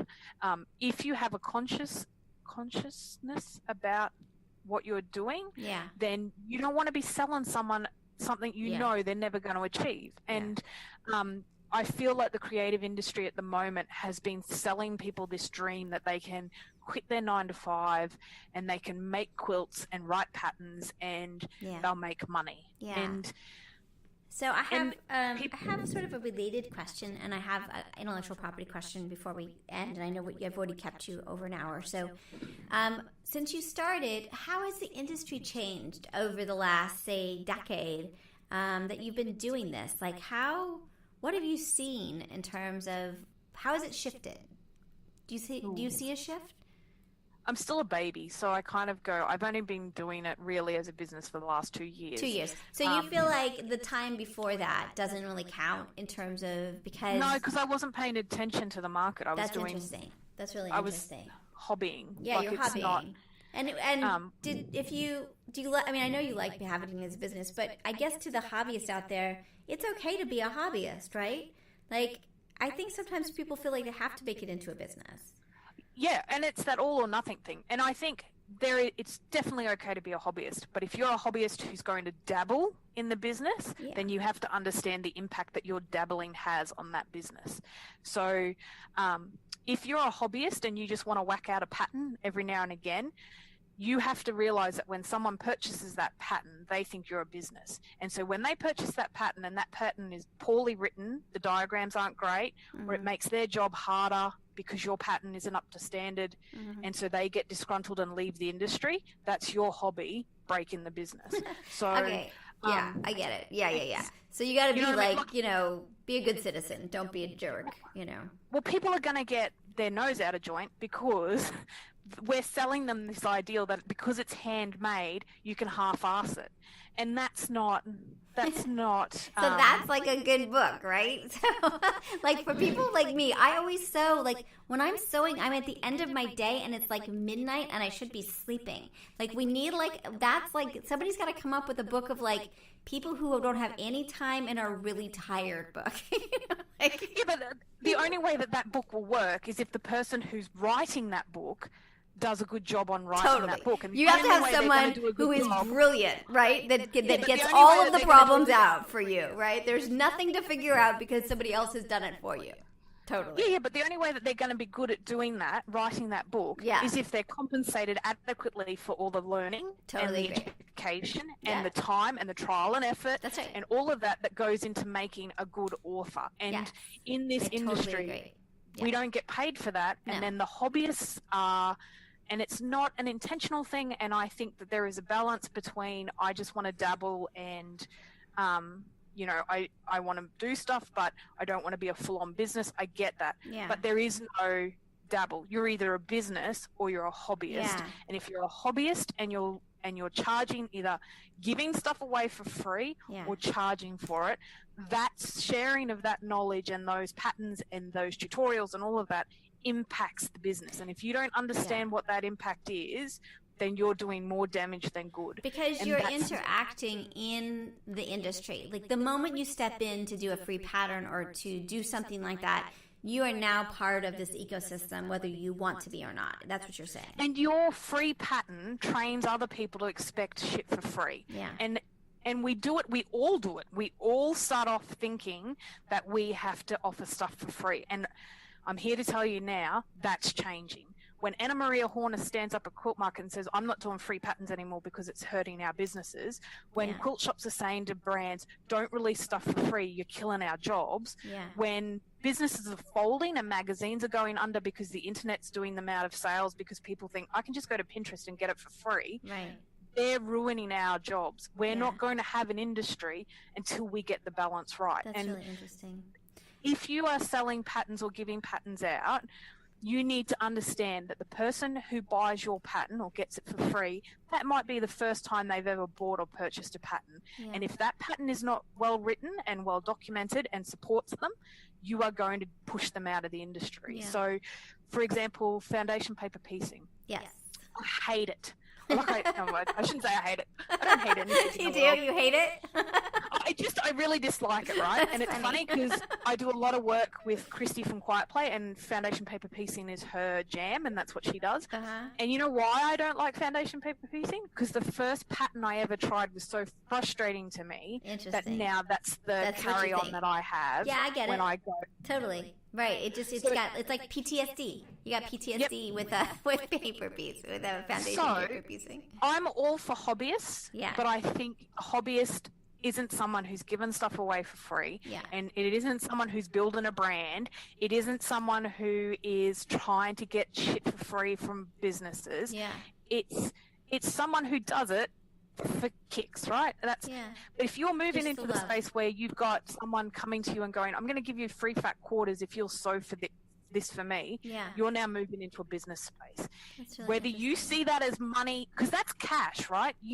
People see free goods and think that's not money. That is money. You've just accepted some compensation for your skill set. So and I it's really funny. I said to Sam the other day, I'm actually really easygoing most of the time. Like, I'm chill and we have a laugh and all that. But when we start talking about this stuff, I'm like, no, you don't understand. That's so funny. I want you to be able to share patterns, and I want you to be able to do what you want to do, and I want you to be able to be a brand. Yeah. The way that you do that is to accept that you are a business. Yeah. And if you accept that you're a business, there's a whole raft of things that come with that. Yeah. And if you accept that your impact in this industry, the minute you play in this pool, your ripples affect everybody in the pool. It's so interesting, isn't it? It really is. And that, to me, I reckon that's the thing. Because now you're starting to see articles coming out, like Carrie Blumenstone? I can never get her last name. I just see Blooms. Who's a fabric designer, I think, from Moda, has just written an article about why she's gotten a full-time job. Yes, I saw that. Yes. And you're like, yep, that's great. Victoria Finlay Wolf has an article that's years old where she gives you an idea of what's in her day and what she makes from her business. It's on her blog. And I give that to so many people and go, there, look at that. Victoria Finlay Wolf is crushing it. Yeah. But she's taking no money out of that business, and all she does is work. Yeah. So I get it. I've got another business that I feel that way about, that we have a side business that we do, and I just think, like, this is, I want something, like, people don't understand how much work. Any business is a lot of work. No, it doesn't really matter what it is. It's more work than you can ever dream. Yep. Yeah. And it's not bad. It's not, some days are going to be shit. Like, some days you are going to be like, why am I doing this? And then other days you are going to be like, oh my God, someone on the other side of the world just sent me the loveliest email thanking me for something that I did that I didn't even think about at the time, but it changed their day. And so, it's good and it's bad, but it's business, it's work, it's not, and you don't have to be cold and calculating. And I don't get this. Someone once said to me, it's business, it's not personal. To me, that's a load of shit. Your business is a part of you. The only difference is if someone dislikes your business, it's not because of you. Like, it's not, well, they're your choices, but it's not tied to who you are as a person. Like, it doesn't reflect on your worth. Yeah. And that to me, I'm like, okay, so it's not about me as a person, and I have previously made decisions based on the fact that I felt like my business was me, and that's not right. Or that's not a great way to go forward in business.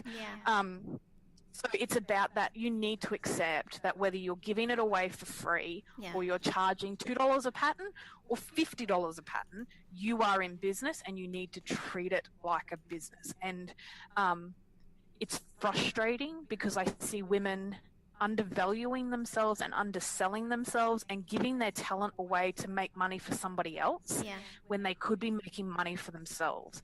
And if we continue to give our light away for free, other people are going to make money off it and you're going to be left out in the cold. And that's, it's great and it's flattering to your ego when someone says, I'll send you a bunch of fat quarters if you make this quilt. you're giving up time from your family, you're giving up time from your friends, you are giving up time from doing other things that you might love to spend time making something for somebody for them to sell patterns, and you're just getting a bunch of fat quarters from it. You can't pay your electricity with fat quarters. You can't go to the grocery store on fat quarters. You can't do any of that stuff on fat quarters, and you will never get your time back. So you better make sure that you're getting something for value for that time. And that's the thing that I think our business is transitioning into, is we want to share that message with people. You are worth it. You are valuable. You have a skill set. You need to charge money for it. Yeah. And you no longer need to rely on another business to do it for you. You can self-publish. You can do your own website. You can do the whole all world of is this shifted stuff. in that way. Yeah, It's kind of remarkable. It really is. But you need to accept that you are in business and this is what you are doing. And we're doing I had all of my stuff is tied to the classes I teach at the law school, and so I had my IP and entrepreneurship class help launch the podcast, and as part of that we've done a paper, so it's on my desk now to edit, but it's all the different steps we had to do and the decisions we had to make and why we made what it is. But you can do it. I mean, that you no longer there's so much out there that you can make your own website, and you can connect to Stripe, and to all the things you need to do are available. It's confusing and it's time consuming, you know what? But it's amazing. There is now a niche in the market for people to help others set up businesses and set up podcasts and set up the graphics, and it now is such a rich time. If you have a specific skill set that you can help others to do their job, you can make a killing. It's not, and the market is on our craft industry, the quilting industry, is on a downward swing, and now is a really great time for those that are trying to get in, because people are trying to sell stuff really cheap. It's a really good time if you can knuckle down and you can spare the cash and the time to set up a business, so when the market swings upwards again, because it will, that's how it works, that you're positioned to take advantage of that. So, and it's thinking outside the box. We work with people who help. I am really good at doing certain amount of graphic stuff and taking certain amount of photos, but I can't work InDesign or Illustrator to save myself. So we are now outsourcing, and we've built the business up through affiliate links and sponsorship to a point where that now pays for our outsourcing. So we didn't need to put the money in.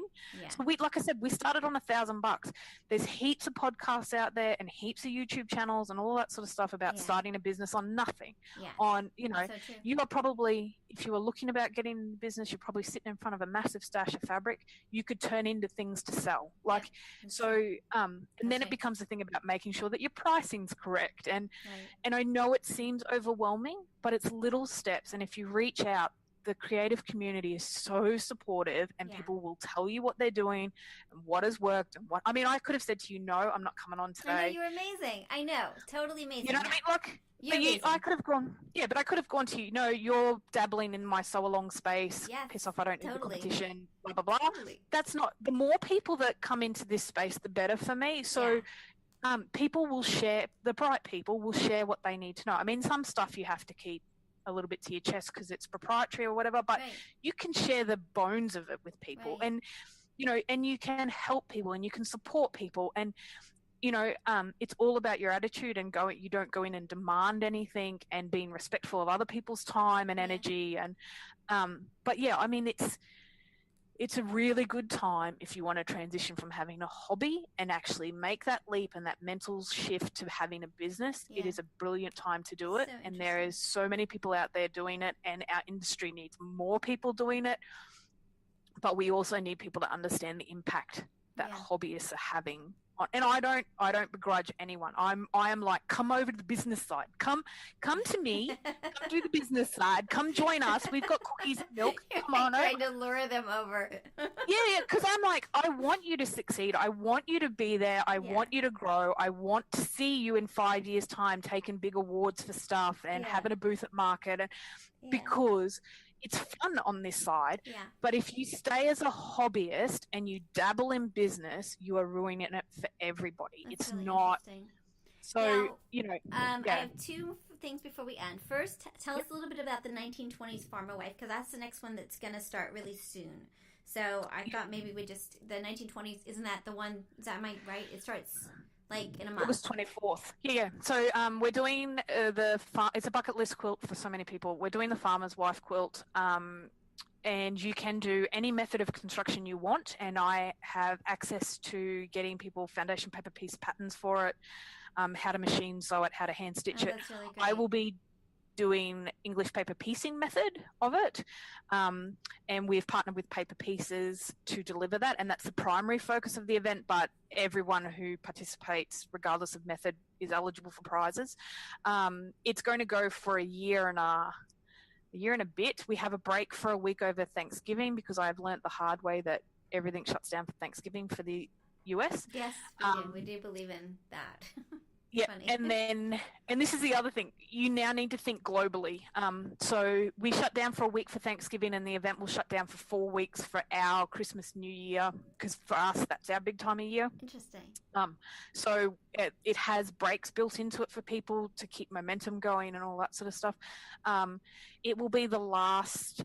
I want to say it's going to be the last event outside of 100 Days that we host, but I can't say no to them. So probably something else will come up. But for the rest of this year, this is the last one that we will do for 2018, and we have no plans to do others for 2019. How do you choose these? These are usually complicated patterns. Is that how you are, that it's, the sew along helps because it's complicated enough that people don't want to do it on their own? Is that sort of your theory about sew alongs?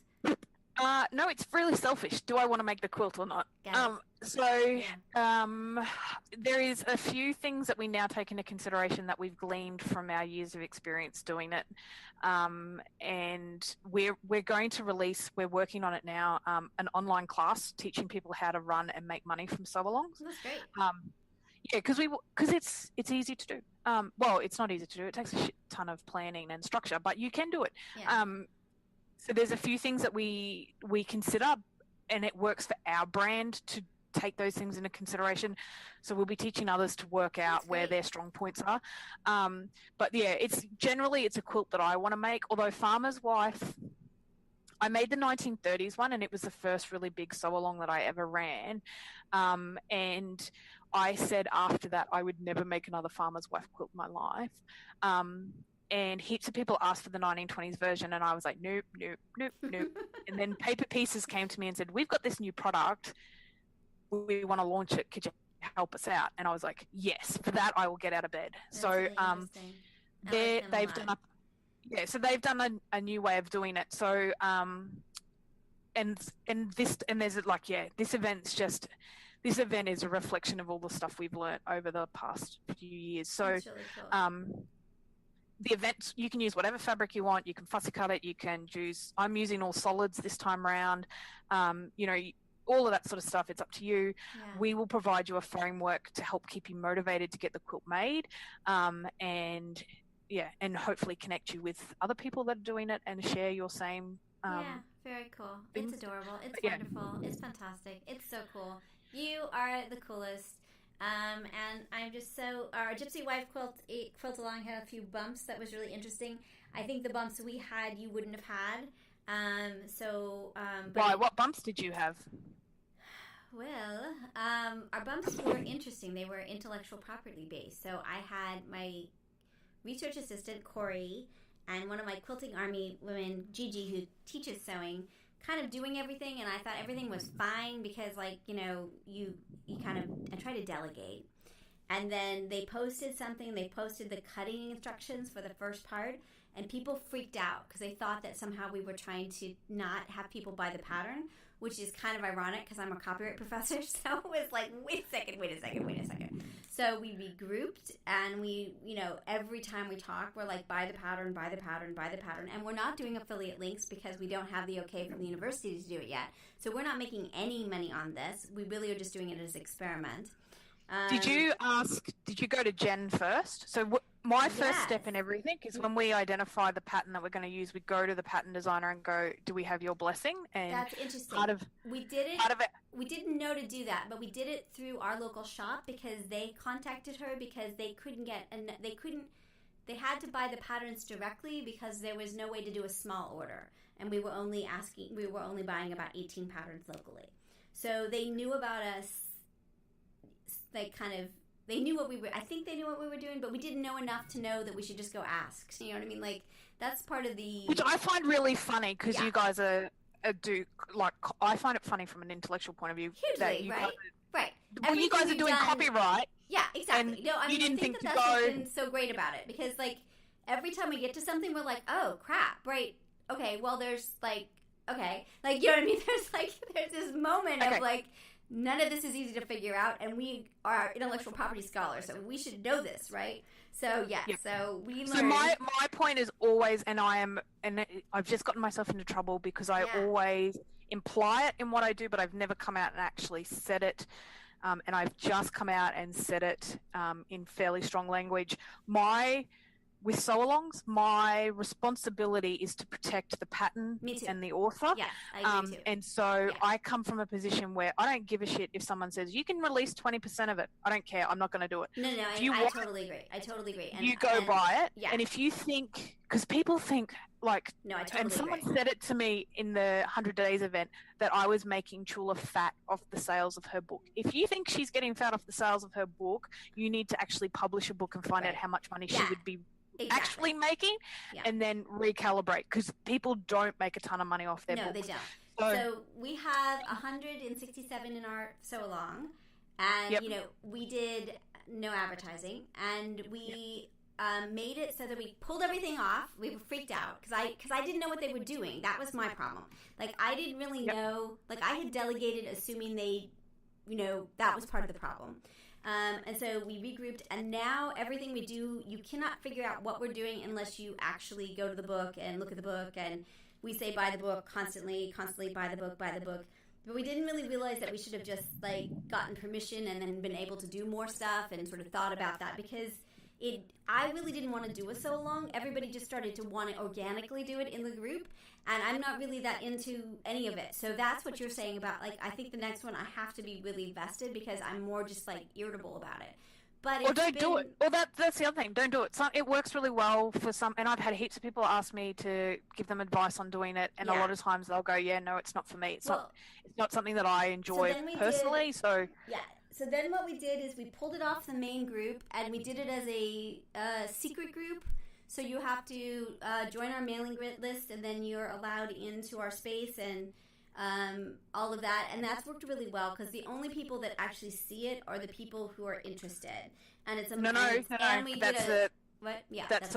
that's a flawed assumption, because the minute you publish anything, you no longer control who sees it. So while you've set up a secret group and people can join the secret group, you don't control where that information goes. So that's the other thing, is everything that we do, we do it on the assumption that everyone will see it. No, I totally agree, because I teach, one of my fields is social media and advertising law, and so I'm, like, very, very, very, very aware of, like, all that. Yeah, so make sure that the guys that are doing it aren't going, oh, well, I can't publish the cutting instructions. We're super good, and they are super aware, and they were freaking out because they're super good citizen people. Like, I don't think they've ever run a red light in their life kind of people, and, like, they're super good citizens. So this was all a really interesting learning experience of people freaking out. So we've done a lot of things to make sure that we're protecting the intellectual property of Jen Kingwell, even though we don't have any relationship, because I'm an IP professor, and that's what everybody should be doing. You should rectify that and get a relationship with Jen. Yeah, I think that's great. I did email her to tell her that we were doing it and if she'd be willing to be interviewed, and I don't think I heard back. So not in a bad way. We're just a little group, so it doesn't. You know, I'm totally no. Because don't. Okay. Yeah. Don't undersell yourself. I do not want to hear you refer to, I'm just a little group, I'm just this, I'm just that. You are what you are. You are someone who is selling her pattern for her, and you are running the sew-along. That's right. So reframe.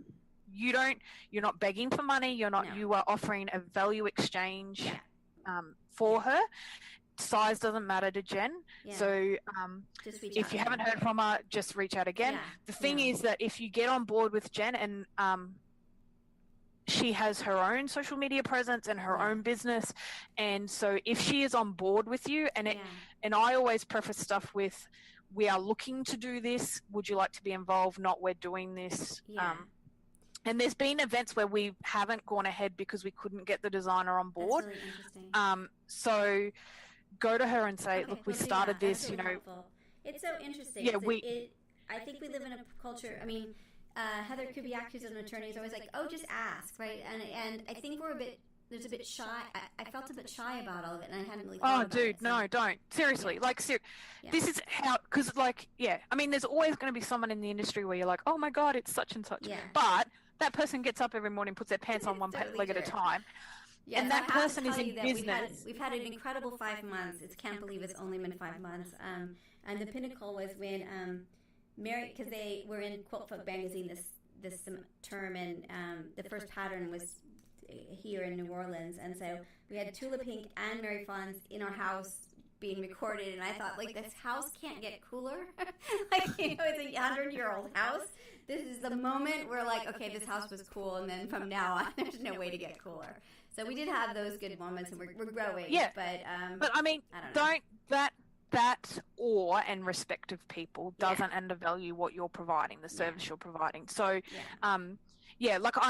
you don't have to go cap in hand begging for stuff. Yeah. You just frame it respectfully and politely about what you're doing, and accept that because you don't own the thing that this is being built around. No, we don't. You need to get them to invest in it, whether that's just a go. And we had a designer who's really popular, and we ran a couple of events for their patterns, just go, yep, that's fine, and we never heard from them again. But we had their blessing. They knew it was going on, and that was fine.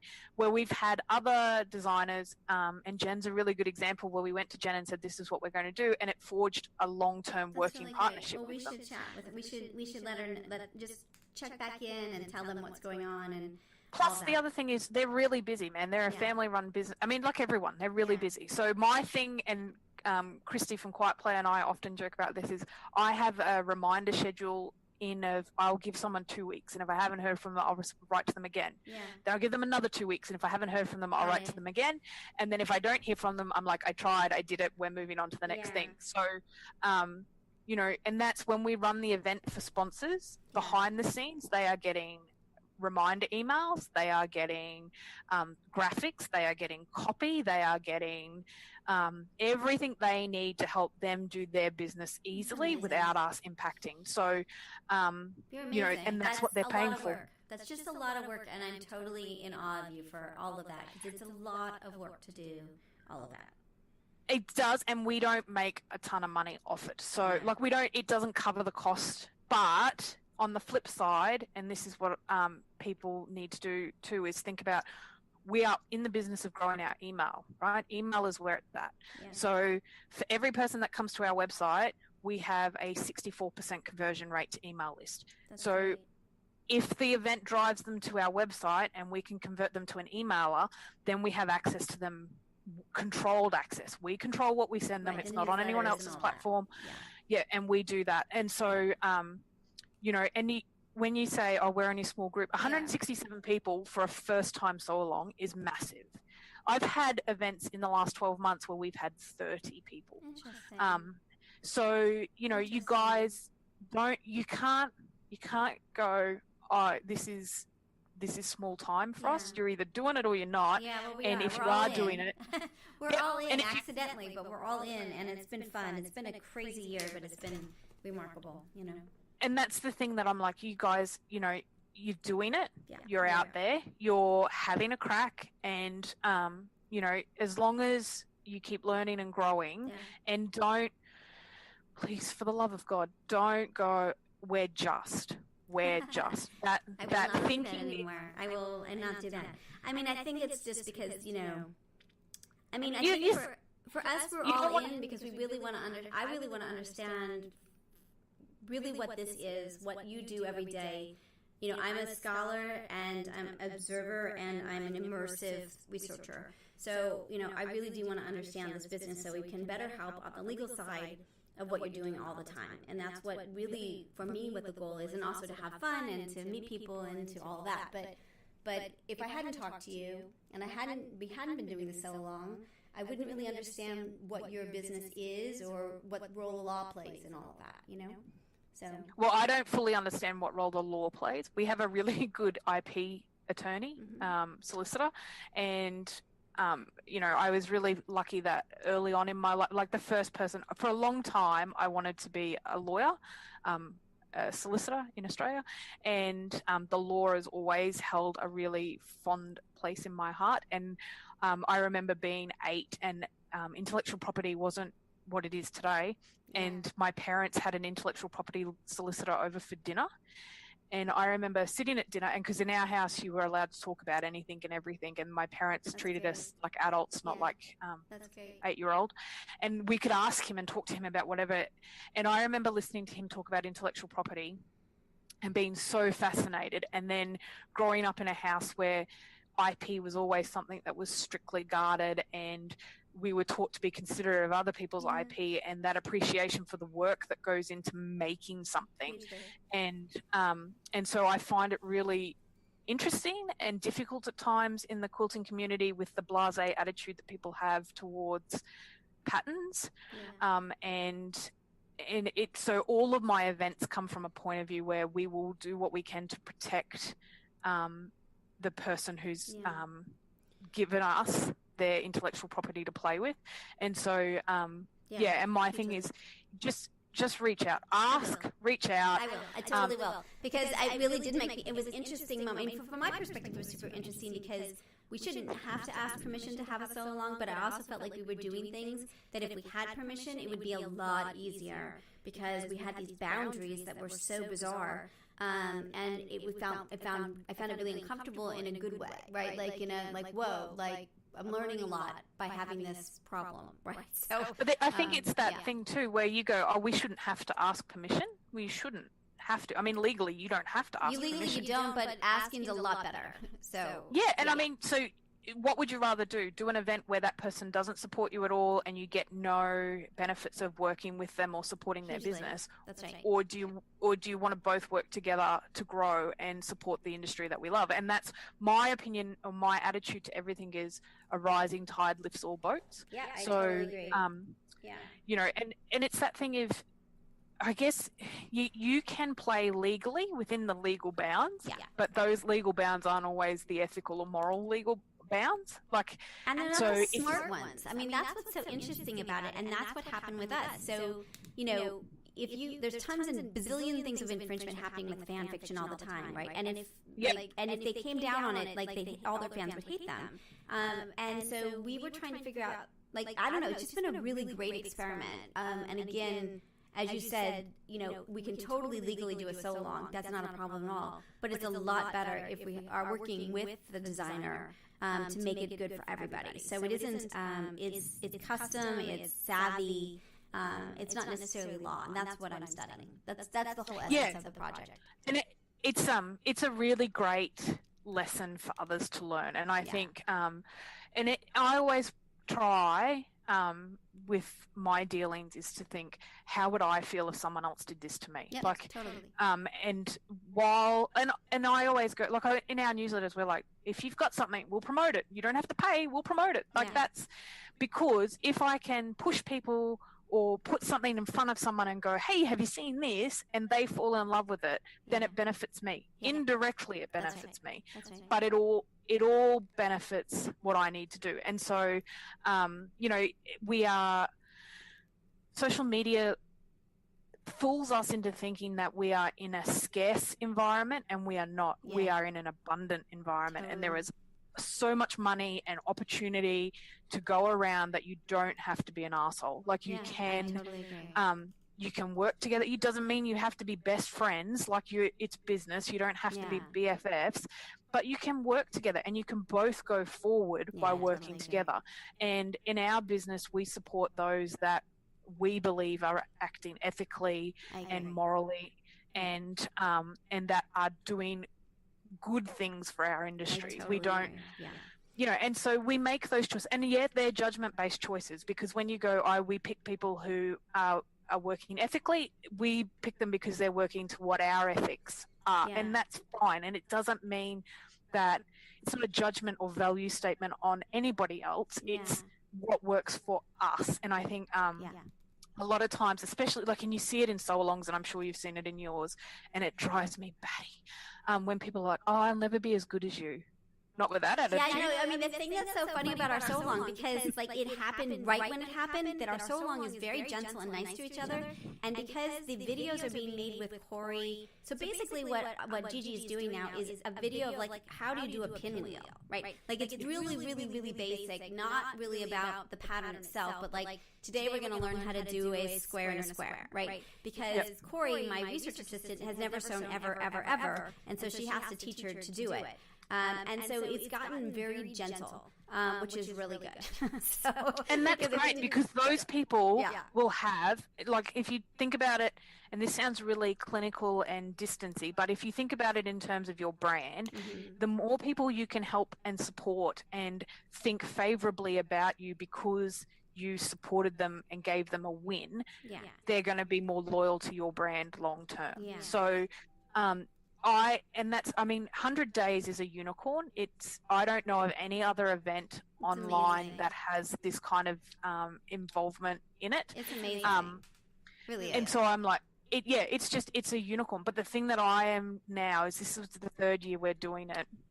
The platform is no longer for me about making that quilt. The platform for me now is about empowering others to make quilts and go away, and empowering others to treat each other with respect and courtesy and encouragement and all of. So as the host, things move for us, and the business model around what we do is evolving, and I think if you want to have a long-term career in this industry, you need to diversify. You cannot put all your eggs in one basket. And so for us, sew-alongs is one arm of what we do, and there are other things coming. Exciting. So it's those things that I'm like, you have to. We went into it with a very set idea of what we thought we were going to do, and the reality of that is completely different. And I think I struggle with change if I'm not driving the change.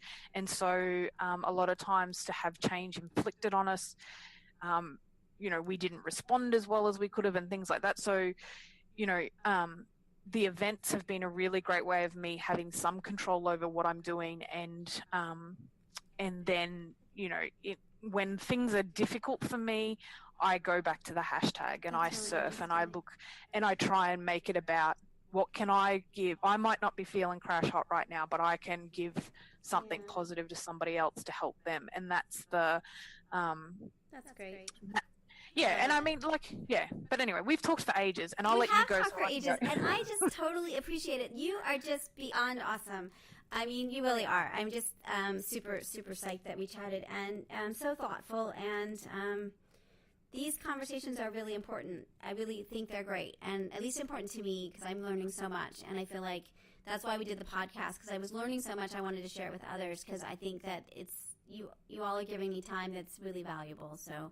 And it's great. It's like, I really appreciate that there's someone out there educating about copyright, because I don't understand it fully. So I try and do my thing where I'm like, okay, if we just go with it where we go, we will have as little impact as possible, and then that we can stay out of trouble. Exactly.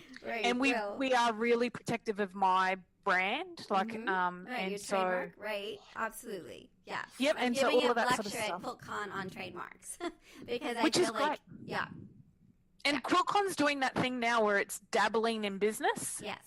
So and I find that really hard as well, because I'm like, QuiltCon, you should separate. You should go, here's QuiltCon, and it's all about the quilts, and it's a quilt show, and here's QuiltCon Market, where you go and learn about the business, and it's a business, because that blurring of the lines is helping people think, making it that messed up.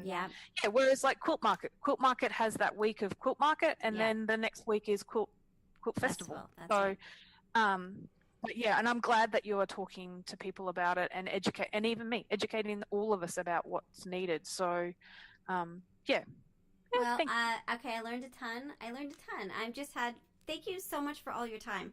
Now, the next step is I'm gonna.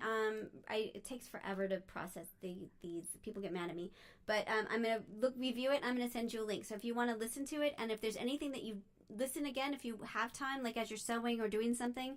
If you don't want to listen and you're okay with me just posting it, I'm okay with that too. But I want to give you the option if there's anything that you want not public. So yeah, that whole thing about CNT. No, I'm kidding. That's yeah. fine. So I will process it probably this week, and I'll send it to you, and then whenever you get it back, it's fine. So, and then if you don't care about listening and you just like post it, you can just do that too. But I think it's you share so much with me that it's only right that you get to decide what is public. Yep. No, that's okay. Look, my thing was going into this was always, we are transitioning into a teaching based. Yeah. And what we can do to teach people. Do you want to review it, or you're not concerned? I'm not concerned. Okay, so, cool. Well, then I'll just process it. Yeah. That's good. Yeah, it's a long interview, so it would take a lot. I still am going to review it, but if you're cool with it, then I'll post it.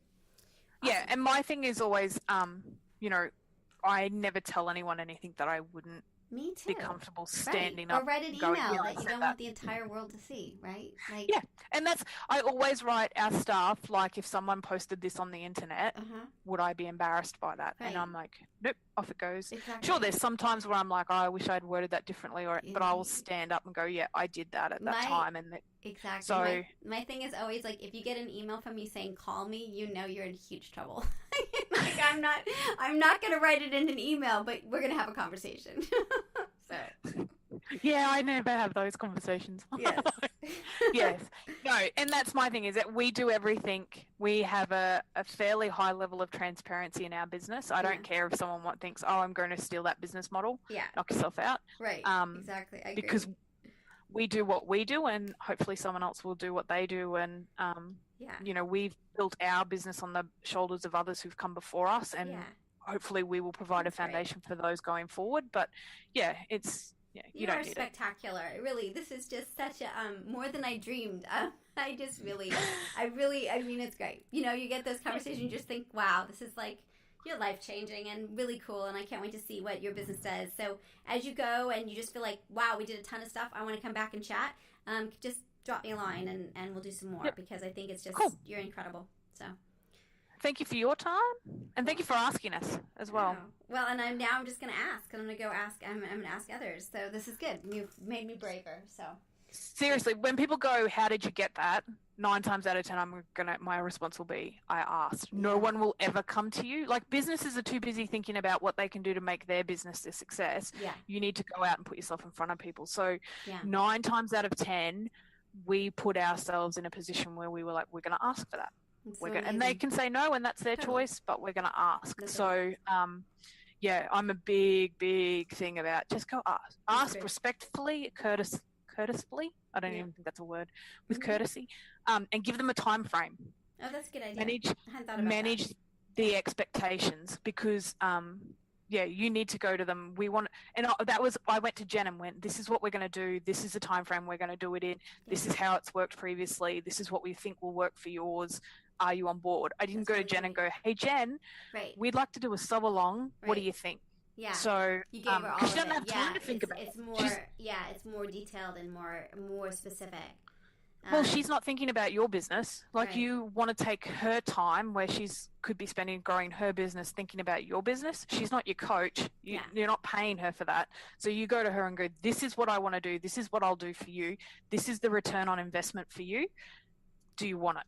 Yeah. And they can go yes or no. And then, and so when we ask, we're always very clear about what we're asking, and letting people know what our responsibilities are, what their responsibilities are, and whether they can work with that moving forward. So, time is valuable for everybody. So if you can do that, that's what gets you yeses. The times when you email someone and go, hey, we'd like to work with you, they're the ones where you're going to get a no. Yeah. So, but we're covering all of this in our courses.